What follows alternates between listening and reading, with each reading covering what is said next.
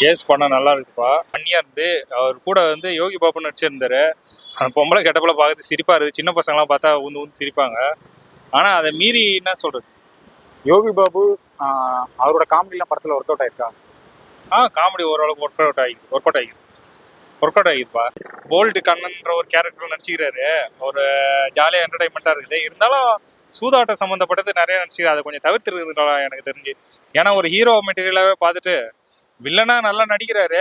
இருந்தாலும் அதை கொஞ்சம் தவிர்த்துருக்குறா சார். ஹீரோ ஆக்டிங் நல்லா இருக்குப்பா, சூப்பராக இருக்குது. ஃபிலிமில் படத்தில் வர்ற மாதிரி இது ஒரே அந்த லேடி கடை போட்டுன்னு வர்ற மாதிரி காமெடியாக இருக்குது பார்க்கறதுக்கு. இது விஜய் சேதுபதியோட நடிப்பு இந்த படத்துல எப்படி இருக்கு? ஒரு ஃபன்னியாக இருக்குது.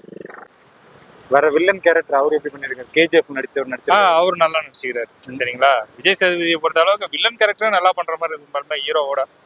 வேற இந்த படம் ஃபுல்லாவே முழுக்க இந்த கஞ்சா சரக்கு சீட்டாட்டம் சொன்னேன். அது கொஞ்சம் தவிர்த்துருக்கலாம், கொஞ்சம் அதிகமான காட்சிகள். சரி பரவாயில்ல, நல்லா ஏன்னா எனக்கு சாரோட நடிப்பு ரொம்ப பிடிக்கும். அதனால நான் ரொம்ப விரும்பி விஜய் சேதுபதி. குடும்பத்தோட பார்க்க முடியுமா இந்த படத்தை? குடும்பத்தோடயா பார்க்கலாம், படம் பார்க்கலாம், அவ்வளவுதான். சரிங்களா. எவ்வளவு ரேட்டிங் கொடுப்பீங்க? 10க்கு நான் 8 கொடுப்போம். சரிங்களா.